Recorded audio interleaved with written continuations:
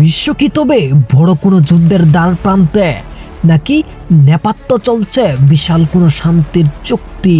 পাকিস্তানে ইসলামাবাদে টানা 21 ঘন্টার ম্যারাথন বৈঠকে আর সেনা প্রধানের তেহরান সফর, সব মিলিয়ে কিসের ইঙ্গিত দিচ্ছে পাকিস্তান? চিরপ্রতিদ্বন্দ্বী যুক্তরাষ্ট্র আর ইরানকে কি তবে ফের এক টেবিলে বসাতে পারবে ইসলামাবাদ?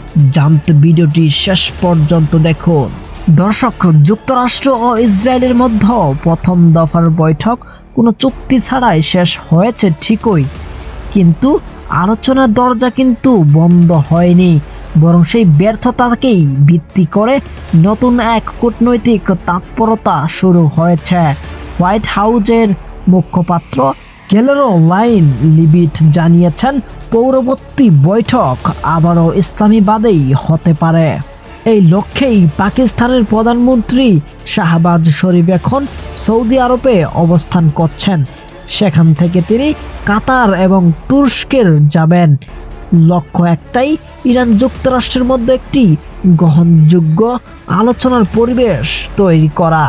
সবচেয়ে বড় চমকটি দেখিয়েছেন পাকিস্তানের প্রধানমন্ত্রী আসিম মনির। তিনি সরাসরি ওয়াশিংটনের বিশেষ বার্তা নিয়ে পৌঁছেছেন তেহরানে। খোদ মার্কিন প্রেসিডেন্ট ডোনাল্ড ট্রাম্প ইঙ্গিত দিয়েছেন যে আগামী 2 দিনের মধ্যে বড় কোনো কিছু ঘটতে পারে। যুক্তরাষ্ট্র চায় ইরানের পারমাণবিক কর্মসূচি নিয়ন্ত্রণে আনতে, কিন্তু ইরানও স্পষ্ট জানিয়ে দিয়েছে তারা তাদের পারমাণবিক শক্তির অধিকার ছাড়বে না। পাশাপাশি মার্কিন নৌ অবরোধ নিয়েও তেহরানের মনে তীব্র ক্ষোভ রয়েছে।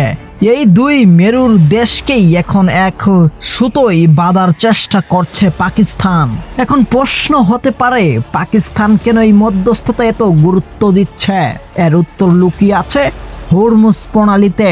বিশ্বের প্রায় 1/5 পরিশোধিত তেল এই পথ দিয়ে যায়।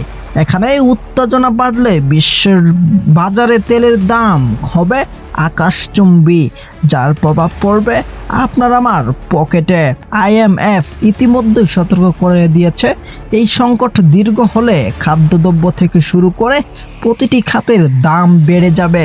তাই বিশ্ব অর্থনীতিকে বাঁচাতে পাকিস্তানের এই ভূমিকা। এখন দেখার বিষয় হলো, পাকিস্তান কি পারবে মধ্যপ্রাচ্যের শান্তির দূত হতে?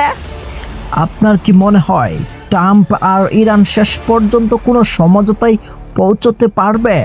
আপনার মূল্যবান মতামত অবশ্যই আমাদের কমেন্ট বক্সে জানাবেন।